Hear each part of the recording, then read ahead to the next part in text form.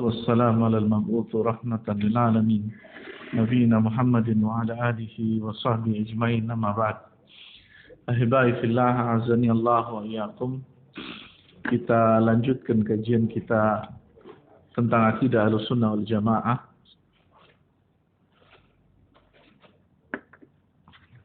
Kemarin kita sampai kepada beberapa poin yang berkaitan dengan perkara yang harus kita mualat, kita cintai, kita sukai.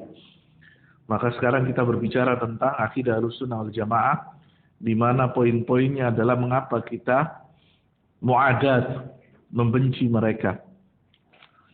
Di sini disebutkan di dalam kitab yang Bapak pegang ada 10. Di kitab yang saya pegang bahasa Arab ini ada 11, mungkin ada sedikit perbedaan. Tapi sebagian besar sama. Kita mulai poin-poinnya, bahwasanya akidah Ahlussunnah wal Jamaah meyakini bahwasanya ada beberapa perkara di dalam kehidupan ini yang wajib kita benci karena kita beriman kepada Allah Subhanahu wa taala. Yang pertama yaitu bughdhu syirk wal kufur. Kita membenci kesyirikan dan kekufuran. Wa ahlihi, dan pelakunya juga. Wa mudzahibihi bi anwa'ihi, dan dengan berbagai macam jenisnya.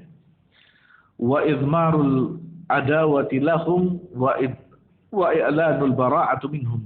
Maka kita membenci kesyirikan, kekufuran, pelakunya dan orang yang melakukannya. Dan akidah-akidah mereka serta syariat mereka. Kemudian yang kedua, addamu ittikhadil kufari awliya'a wa a'wanan wa ansara. Tidak menjadikan orang-orang kafir sebagai penolong dan juga sebagai pembela kita. Au mail ilaihim, atau kita condong kepada mereka. Min musahabati wal istinadi wal i'timad. yakni kita bergabung, bersandar bersama-sama dengan mereka. Ta'zimihim wa tauqirihim, yakni memuliakan mereka dan juga mengagungkan mereka. Maka seorang yang beriman tidak melakukan perkara itu. Kemudian yang ketiga, hajru biladil kuffari al-kufri amah, yakni meninggalkan negeri-negeri orang kafir secara umum. Yakni kita lebih memilih tempat-tempat kaum muslimin untuk tempat tinggal kita. Wa adamus sukna fiha wa adamut takfiri sawadihim. Kita tidak tinggal di tempat atau di negara mereka dan tidak menjadi penduduk di negeri mereka. Kecuali ada hajat. Kecuali ada hajat yang dibenarkan syariat. Nanti Ana jelaskan. Ada hajat-hajat yang dibolehkan syariat yang terpaksa kita tinggal di negeri mereka. Misalnya apa? Belajar ilmu yang tidak ada kecuali di negeri mereka. Belajar ilmu yang tidak ada kecuali di negeri mereka. Maka boleh kita tinggal di negeri mereka dengan syurut, dengan syarat. Kemudian juga ada mutasyabbuhi bihim fima huwa min khasaisihim dinan wa dunya. Kita tidak bertasyabbuh, menyerupai mereka berkaitan dengan khusus khasais, karakter ciri khas mereka. Baik untuk urusan agama, apalagi untuk urusan dunia. Disebutkan di sini, wa minat tashabbuhi fil umuri din atashabbuhi bihim fi syiari dinihim. Di antara tasyabbuh atau menyerupai mereka di dalam urusan agama, yaitu kita menyerupai mereka di dalam syiar-syiar agama mereka. Wa turuqi ibadatihim, dan cara ibadah mereka. Wa tarjamatu kutubihim, atau menerjemahkan kitab-kitab mereka. Au taysiruha li'ittila', atau menyerupai mereka di dalam beberapa urusan. Au akhdhu ulumihim birummatiha biduni tamkhis wa tanqiyatin wa biduni dhawabit syar'iyyah wal isti'aratu qawaninihim wa manahijihim fil hukmi wa tarbiyah wal amalu biha wa ilzamu nas 'alaiha. Nah, termasuk di dalam urusan yang menyerupai mereka, yaitu kita mengikuti aturan-aturan mereka, cara hidup mereka, pendidikan mereka, pekerjaan mereka, dan kita hidup sebagaimana mereka. Pada batasan-batasan yang kita tidak boleh. Adapun hal-hal yang sifatnya umum, maka tidak bisa dikatakan tasyabbuh. Misalnya apa? Pakai baju seperti ini. Apakah ini cirinya orang kafir? Nah, pakai jam, pakai al-roji. Apakah yang pakai al-roji ini cuma orang kafir? Nah, kalau sifatnya umum, maka tidak bisa dikatakan itu tasyabbuh. Nanti ada batasannya, ini akan jelaskan secara rinci. Wa min umuri dunya, dan di dalam urusan dunia, atasyabbuh bihim fi akhlaqihim wa adabihim wa adatihim al-khassa bihim, yaitu menyerupai mereka di dalam urusan akhlak, tata krama atau etika, dan kebiasaan mereka secara khusus. Contohnya apa? Kalau boleh dikatakan contoh yang menjadi adat mereka, misalnya makan berdiri, makan minum berdiri. Mereka kenal dengan namanya standing party. Dan sekarang sebagian kaum muslimin kalau ngundang walimah, acaranya disuruh apa? Berdiri, walaupun tidak ditulis. Kenapa? Tidak ada kursinya. Ada makannya, ada tempatnya, tidak ada kursinya. Berarti disuruh apa? Berdiri. Lah, bagi orang yang adakan walimah, sediakan kursi. Karena orang muslim cara makannya itu duduk. Dan Nabi ngajari kita duduk. Atau istilah mereka di dalam makan namanya table manner. Table manner. Bagaimana etika makan ketika duduk. Harus pakai sendok, harus pakai garpu. Kadang-kadang ada pisau. Pisau di mana? Kanan. Garpu di mana? Kiri. Akhirnya makan pakai tangan kiri. Kalau antum muslim balik. Tetap tidak apa-apa, sendok, garpu, tangan ini. Begitu makan ditukar. Sendoknya pakai tangan kanan, makan pakai tangan kanan. Nah, seorang muslim makan pakai tangan kanan. Boleh nggak pakai sendok, pakai garpu? Boleh. Boleh nggak pakai pisau? Terserah. Nggak masalah. Nggak dilarang dalam agama. Yang dilarang itu ketika kita menggunakan alat seperti itu, akhirnya kita makan pakai tangan kiri.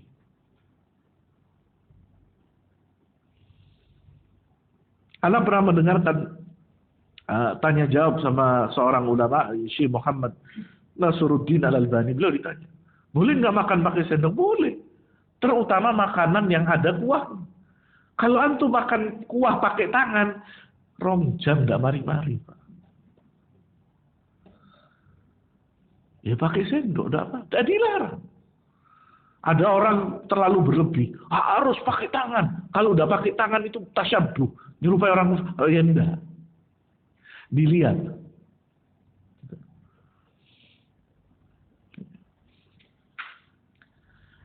Katariqatil akal wa syurub wal libas. Seperti ini dikatakan di sini cara makan, minum atau berpakaian. Bagaimana cara berpakaian orang-orang kufar? Ya ciri khas mereka. Ciri khas mereka. Yang pakaian itu bukan pakaian umum. Au tasammi bi asma'ihim, atau pakai nama mereka. Karena kepingin modern, ada nama anaknya dipilihkan 3 nama. Nama Islami, nama Indonesia, nama Barat. Terus apa jenenge? Muhammad John Iskandar. Mlebu kabeh.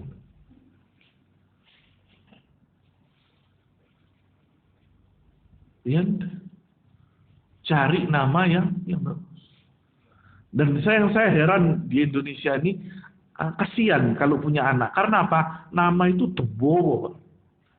Kadang anak itu namanya 5. Anak itu namanya 5.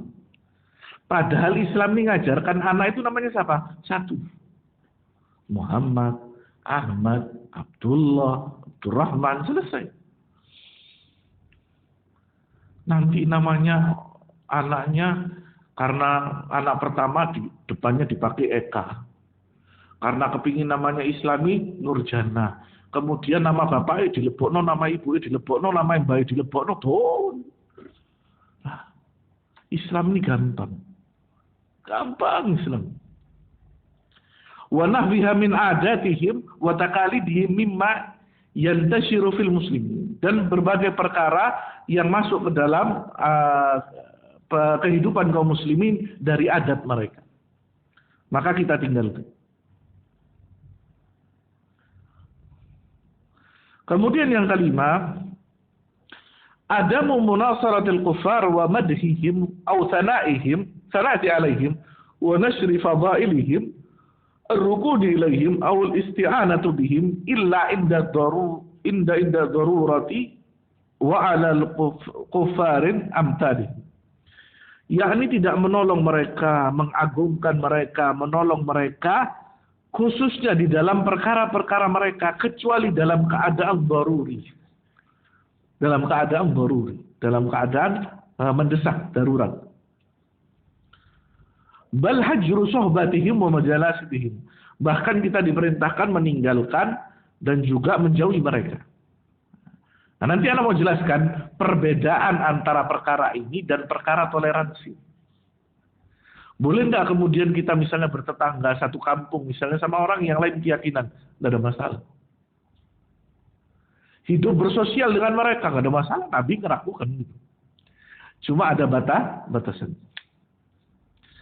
Yang keenam, ada memusyarakatil kuffar fi a'yadihim wa tuqusihim ad-diniyah atau tahni'atihim bihadhil munasabah.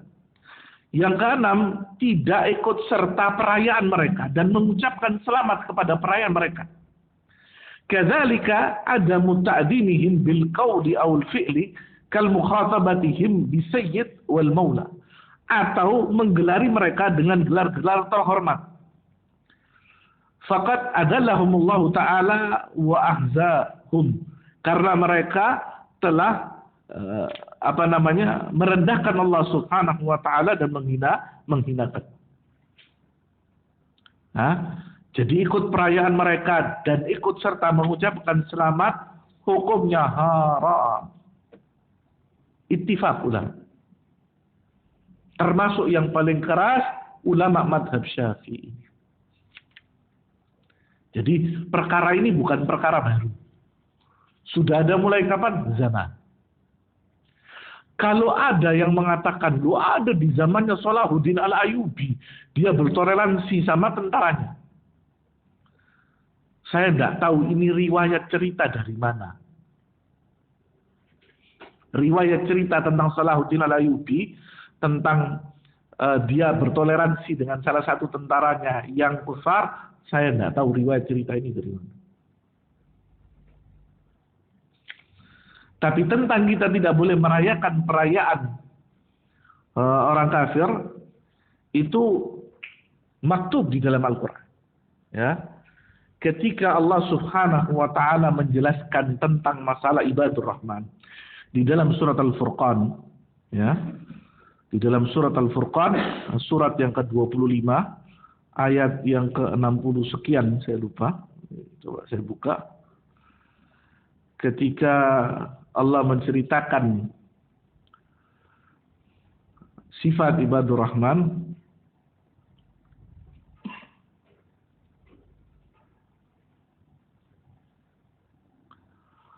di ayat yang ke-60 sekian.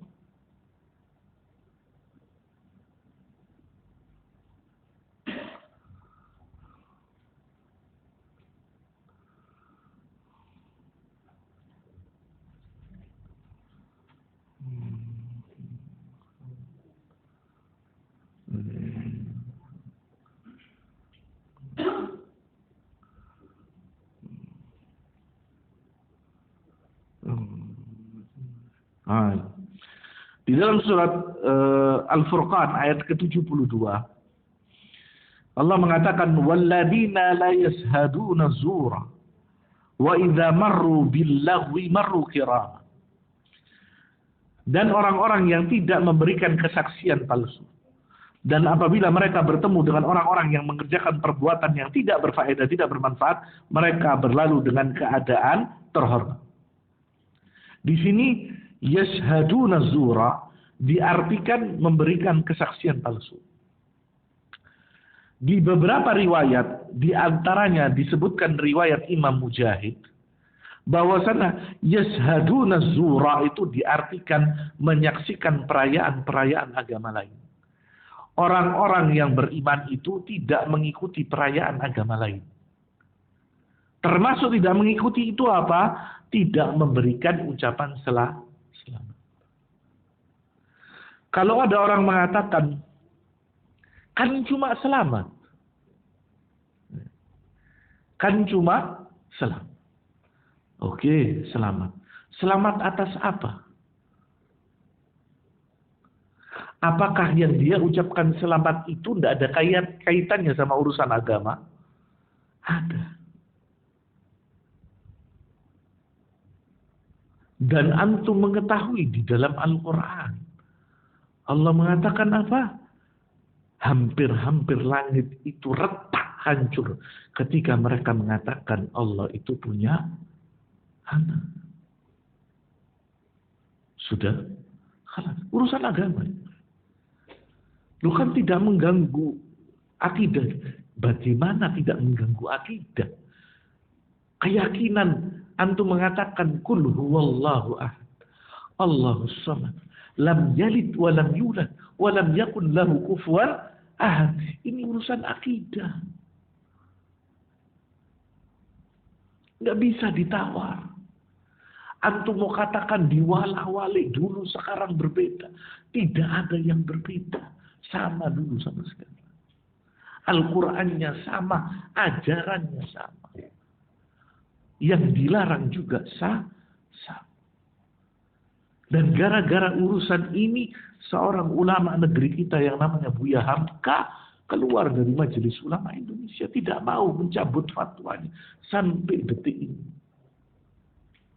Dan mengatakan, mengucapkan ucapan perayaan hari lain hukumnya haram.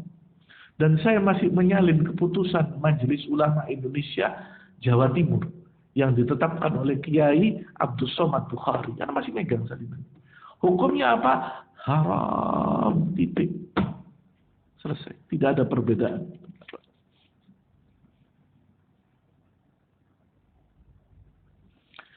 Yang ketujuh, ada mutarahum alaihim wastighfari lahum lianna hadzal amal yatadamman hubbahum wa tasihimahum alaihi minal fasad wal batil. Tidak memintakan ampun dan rahmat bagi orang-orang kufar. Termasuk di sini apa? Tidak ada ceritanya doa berjamaah. Apa? Doa apa? Apa istilahnya mereka? Doa umat beragama. Dikelompokkan semua terus berdoa bareng. Lintas agama. Semua pun jeneng tidak ngerti.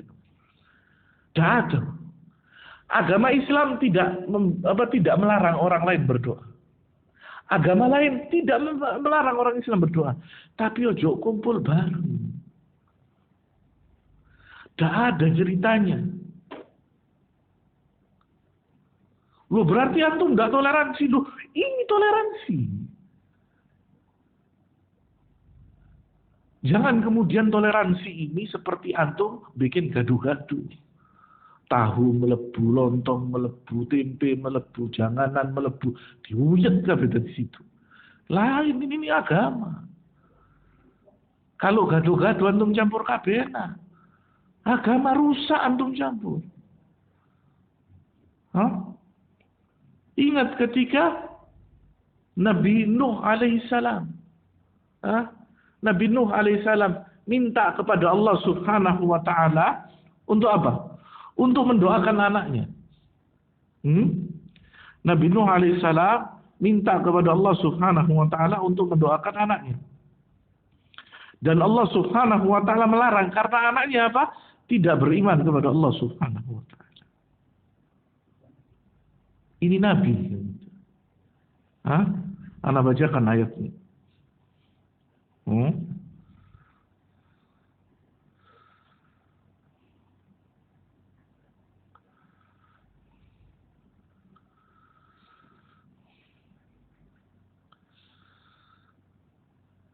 Ketika Allah Subhanahu wa taala perintahkan kepada Nabi Nuh agar apa? Agar membuat perahu. Setelah membuat perahu, Nabi Nuh perintahkan kepada umat yang beriman masuk ke perahu.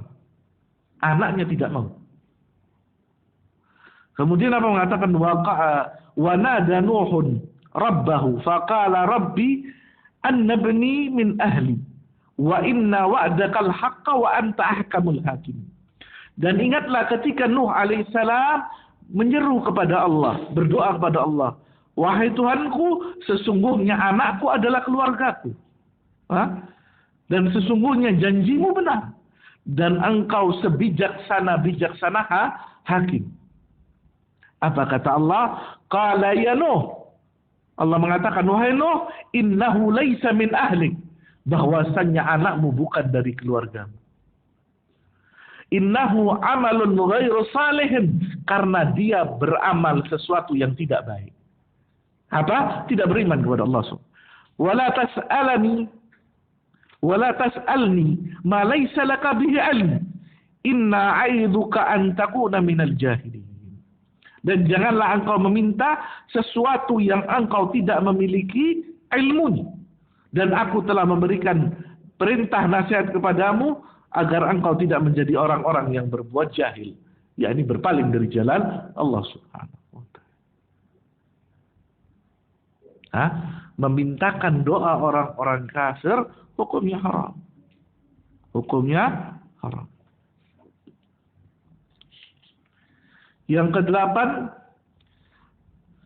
adamul mudahanah al-kufar wal mujamalatihim wa mudaratihim ala hisabiddin atau sukuti ala ma huwa alaihi minal munkar wal batil. Tidak boleh basa-basi. Mudahana itu sederhananya basa-basi kepada orang-orang kafir di dalam urusan-urusan atau perkara mungkar. Tidak boleh basa-basi. Kemudian yang ke-9, ada muttahakum ilaihim. Ada muttahakum ilaihim. Dilarang berhukum kepada mereka, atau ridha kepada hukum mereka, atau sebagian hukum mereka, dan meninggalkan mengikuti hukum-hukum mereka, dan juga hawa nafsu mereka di dalam perkara-perkara yang mereka kerjakan. Karena mengikuti mereka sama seperti kita meninggalkan perintah Allah dan perintah Rasulnya SAW.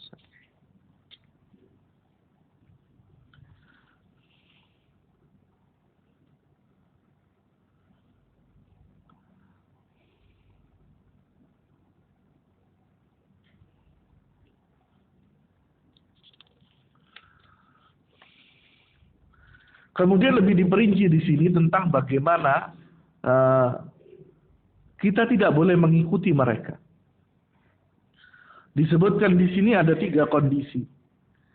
Yang pertama, yaitu mengikuti mereka secara zahir dan batin. Maka yang demikian ini hukumnya terlarang, haram. Ini sama seperti kita berwala 100% kepada mereka. Dan hukumnya seperti seorang yang keluar dari agama Islam. Zahir dan batin. Kita tidak boleh mengikuti mereka. Demikian pula mengikuti mereka secara batin tanpa zahir. Batin kita ngikutin mereka, zahir kita tidak. Ini sama seperti apa yang dikerjakan orang-orang munafik. yakni menampakkan keimanan dan menyembunyikan kekafiran. Kemudian yang ketiga, mengikuti mereka secara zahir tidak secara batin. Maka di sini terdapat beberapa penjelasan.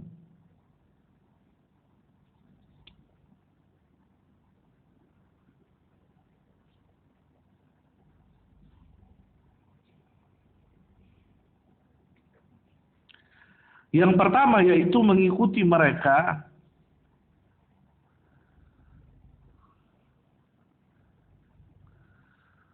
secara zahir,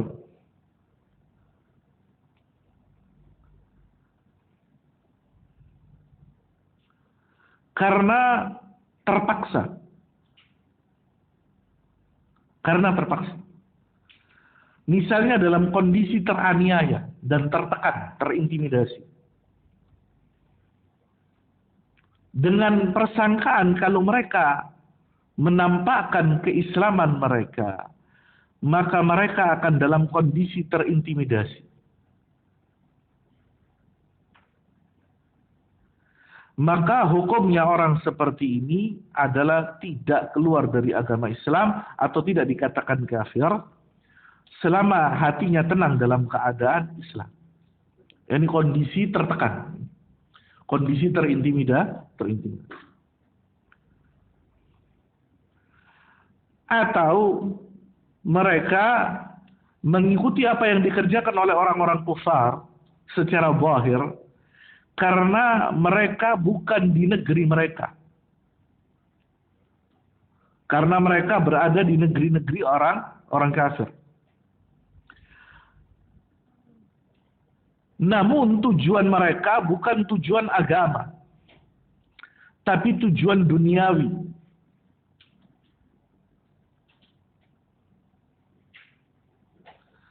Agar mereka mendapatkan keuntungan secara duniawi.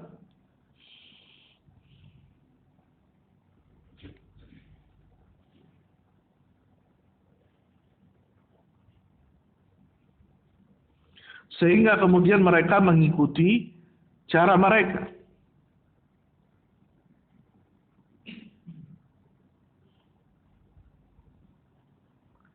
Di dalam beberapa perkara yang sebetulnya mereka dilarang untuk urusan itu.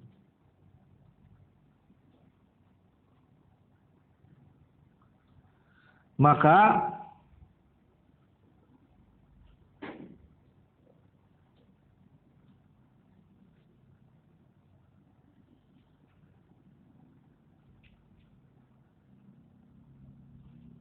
orang yang seperti ini dihukumi mereka bisa pada satu batasan keluar dari agama Islam. Tentunya dengan penilaian ulama.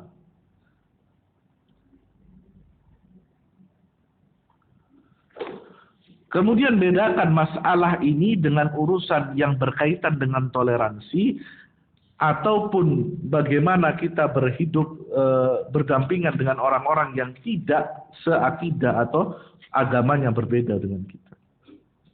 Karena yang demikian itu diatur di dalam Islam dan diperbolehkan. Tentunya dengan batasan-batasan yang telah dijelaskan oleh para ulama. Kemudian disebutkan yang ke-10 di buku tersebut, yaitu tidak memulai mengucapkan salam. Tidak memulai mengucapkan salam kepada orang-orang kafir. Dan hadisnya ini ada hadisnya sahih. Hadisnya sahih.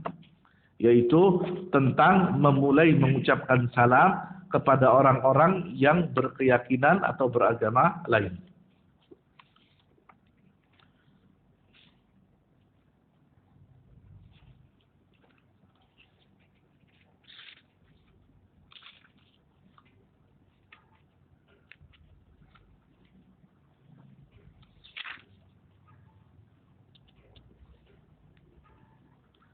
Nah, kemudian tentang perkara tadi yang berkaitan dengan mukim dan melakukan perjalanan ke negeri kafir. Ada beberapa pengecualian yang disebutkan para ulama.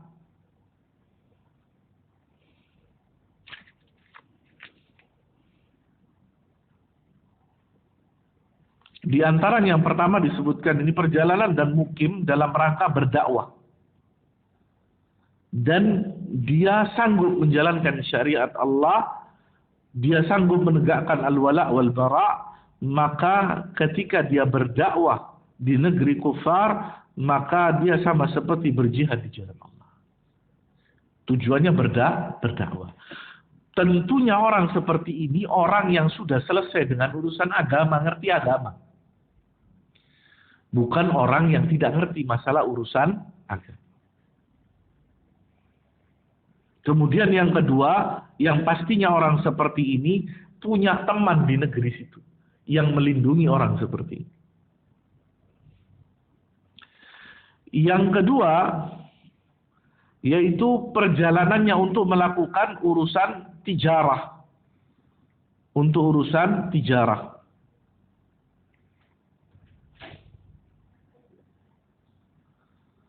Atau perjalanan yang saya katakan di situ urusannya yaitu urusan pendidikan, belajar, atau sebagian besar orang itu berobat.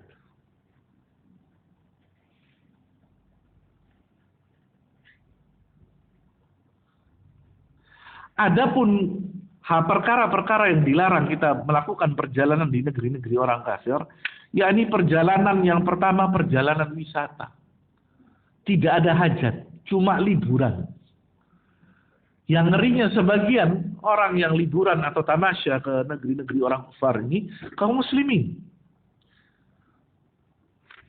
Tidak ada tujuan lain, cuma berlibur.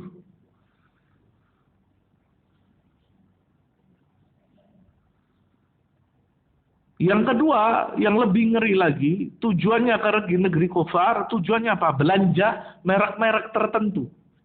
Yang semuanya itu produknya orang kufar. Dan tidak ada hajat. Beli tas, beli raket, beli bola. Padahal apa? Di Indonesia banyak. Cuma mereknya bukan merek itu. Oh, ini merek ini.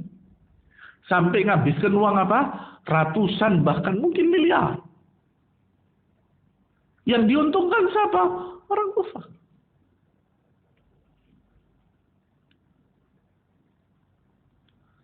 Kalau ada orang nyeletuk, ya sama aja di Indonesia beli mereknya orang kufar. Ya karena hajat.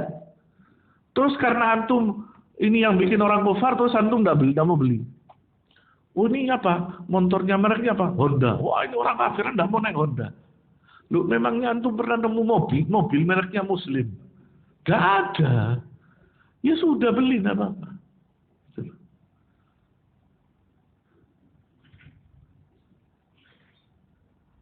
Kalau seandainya antum nemu ada mobil produknya orang Islam dan bisa antum pakai, asal ada?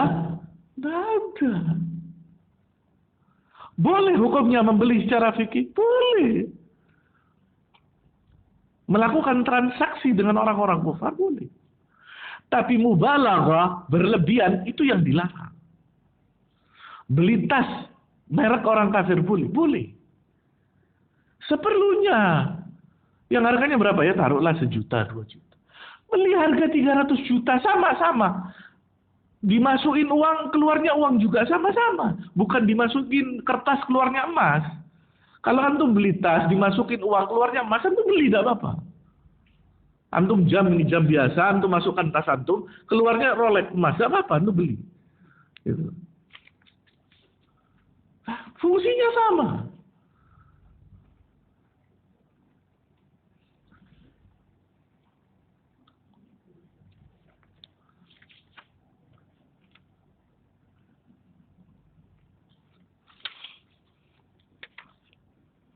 Atau yang lebih serem lagi, itu karena sebuah acara di negeri kufar, acaranya kita tidak punya hajat, kita ikut.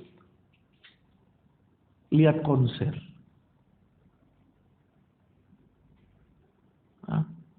Lihat konser di negeri orang-orang. Tidak ada hajat itu. Tidak ada hajat. Maka yang seperti itu lebih baik dihindari. Karena apa? Negeri Islam jauh lebih banyak. Asal kamu ngasih uang sama orang-orang muslim. Lain, pemandangannya lain. Ya Allah ya akhina.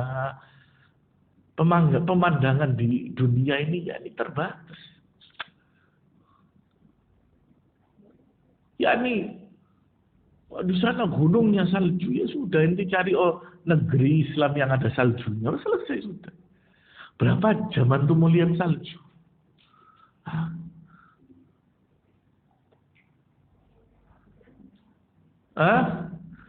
Lihat sepak bola. Qatar negeri Muslim, tapi bukan gara-gara Qatar terus kemudian, nggak apa-apa lihat sepak bola. Yang ngeri itu bukan sepak bolanya sebetulnya. Yang ngeri itu apa sih? Antum sanggup nggak ketika safar itu meninggalkan perkara-perkara mungkar di sana? Yang datang ke sana bukan antum sendirian. Orang perempuan, walaupun negeri Qatar sudah meletakkan sekian aturan yang perempuan harus pakaian sopan, tapi ya sopannya versi orang-orang Eropa, ya bagiannya sopan, separuh tiang sopan. Orang Eropa itu telanjang, nggak pakai apa-apa itu sopan, Bang. Di Eropa itu nggak salah di Jerman apa di mana, di Perancis juga ada. Ada satu kampung, kecamatan atau kelurahan. Itu antum kalau masuk ke sana tidak boleh pakai baju. Kalau antum pakai baju dihukum. Di koran ada. Loh, tidak harus sesuatu yang kita omongkan, Pak, harus ngerasakan. Sama seperti anak ceramah masalah kematian, berarti anak sudah ngerasain mati. Ya enggak juga gitu. Ya kan? Tidak harus. Apa yang saya omongkan, berarti anak harus melihat secara mata telanjang. Tidak harus.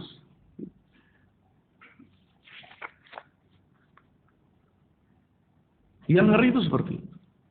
Kemudian ketika banyak hal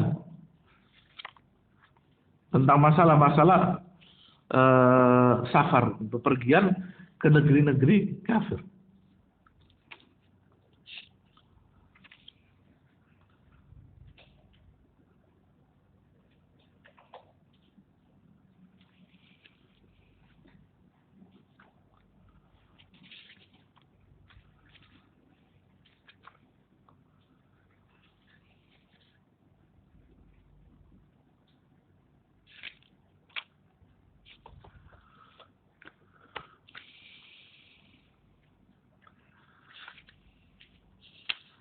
Kemudian ada hal yang dijelaskan oleh sebagian para ulama.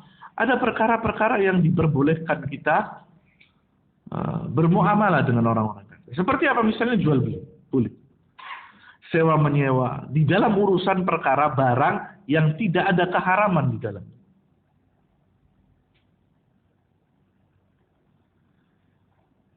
Yang kedua yaitu hukum menikahi. Laki-laki menikahi wanita ahlul kitab. Secara syar'i diperbolehkan. Bagi wanita ahli kitab yang mereka diharapkan masuknya ke dalam Islam.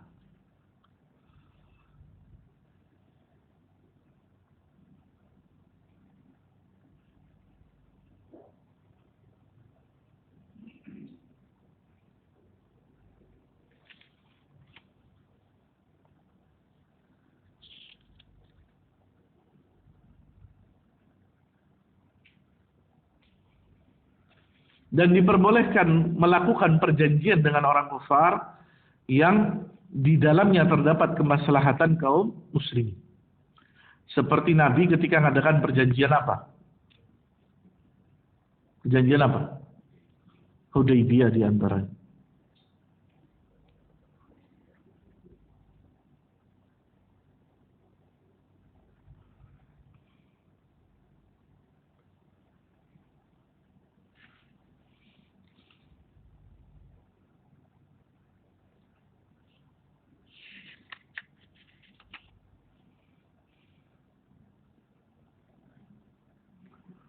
Demikian pula dikatakan di sini, boleh nggak seorang misalnya menjenguk saudaranya atau tetangganya yang kafir dalam keadaan sakit?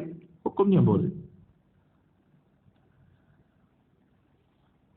Boleh nggak seseorang misalnya datang perjamuan, diundang saudaranya yang kafir, makan di rumah. Selama undangannya itu tidak ada kaitan dengan perayaan agama. Dan selama makanannya halal, hukumnya boleh. Tapi kalau sudah hukumnya berkaitan dengan perayaan, hukumnya lain lagi.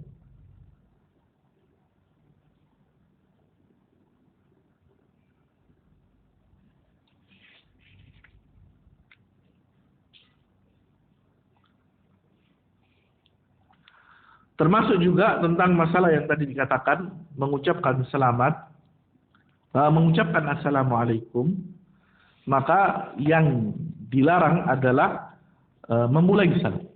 Kita dilarang memulai salam. Lalu bagaimana kalau misalnya mereka mengucapkan salam kepada kita? Kalau kita tidak jelas mendengarkan ucapan mereka, maka cukup mengatakan wa'alaikum. Atau mereka mengucapkan kalimat yang samar-samar. Jawabannya tetap wa'alaikum.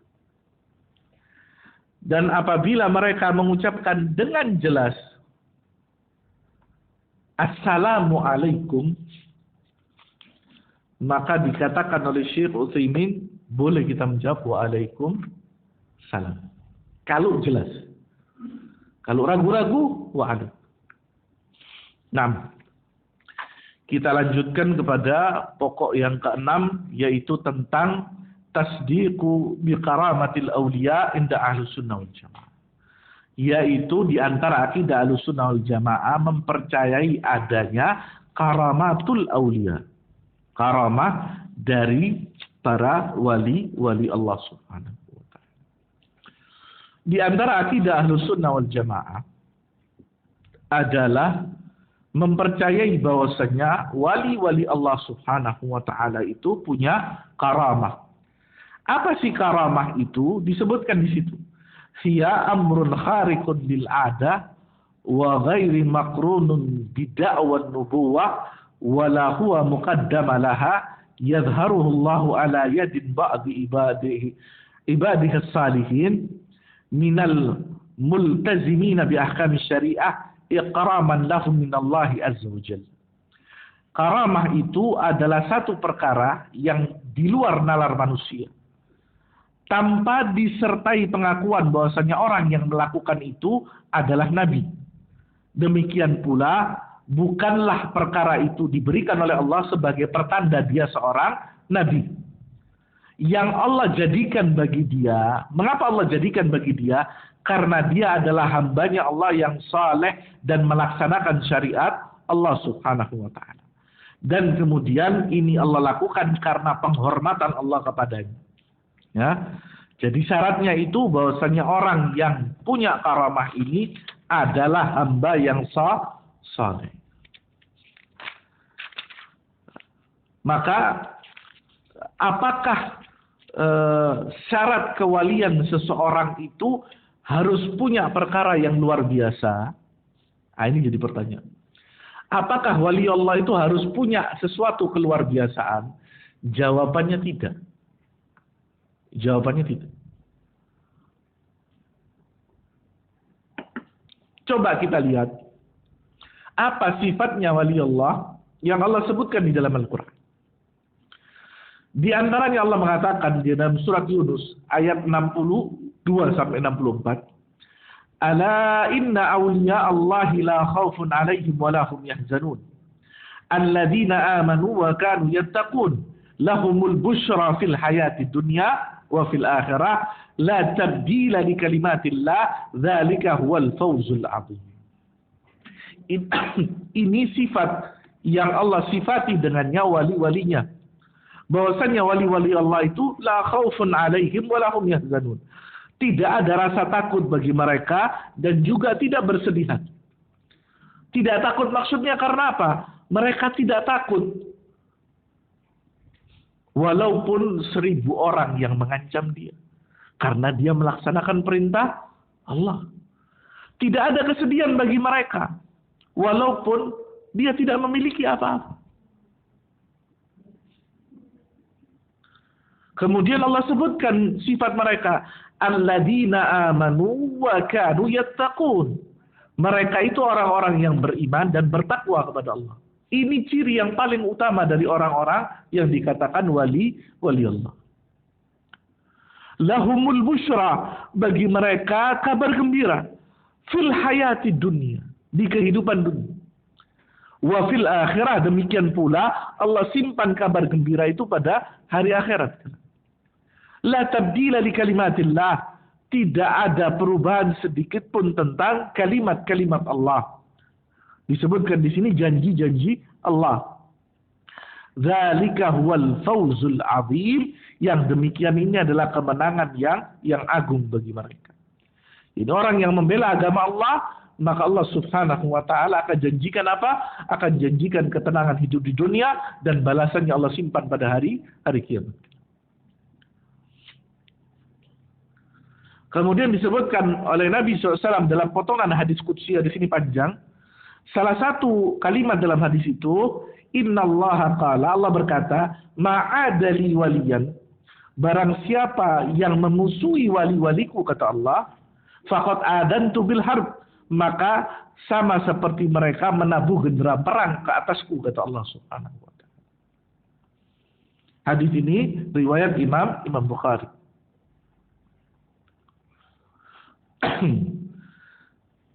Kemudian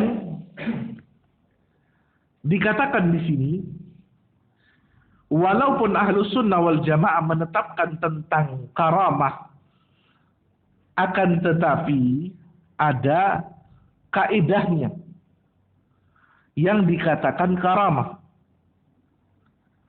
Dan tidak semua perkara yang di luar nalar yang dimunculkan manusia itu karamah. Dan karamah yang dimiliki wali Allah itu bukan seperti barang yang bisa dipertontonkan. Kapan dia mau keluar, kapan enggak.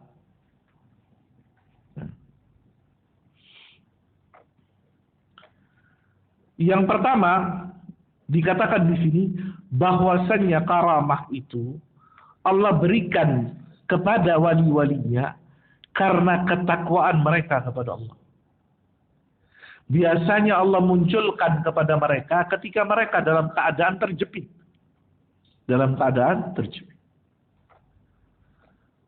Kemudian bedanya dengan perkara-perkara yang sifatnya magic atau apapun, yang itu bukan bersumber dari Allah Subhanahu wa taala. Perkara-perkara tersebut bisa mereka pertontonkan kapanpun mereka mau. Dan ini ada pada diri mereka bukan karena ketaatan mereka kepada Allah. Biasanya karena perbuatan mungkar yang mereka kerjakan kepada Allah sehingga mereka dapat hal itu. Dikatakan di beberapa kitab yang ditulis oleh Syekh Wahid bin Abdul Salam Bali, seorang praktisi ruqyah syariah di Mesir, di antara kerjaan syaitan dan iblis itu memberikan perkara-perkara gaib kepada manusia yang mau mengikuti mereka. Semakin mungkar, semakin antum dapat keluar biasaan dari iblis. Sampai dikatakan oleh Syekh Wahid bin Abdul Salam Bali di dalam kitab-kitabnya, sampai di antara kemungkaran itu apa? Mereka menginjak Al-Quran. Belum selesai. Mau lebih dahsyat lagi, menginjak Al-Quran dibawa ke toilet. Semakin mungkar, semakin antum dapat keluar biasaan dari mereka. Terus itu. Ini bedanya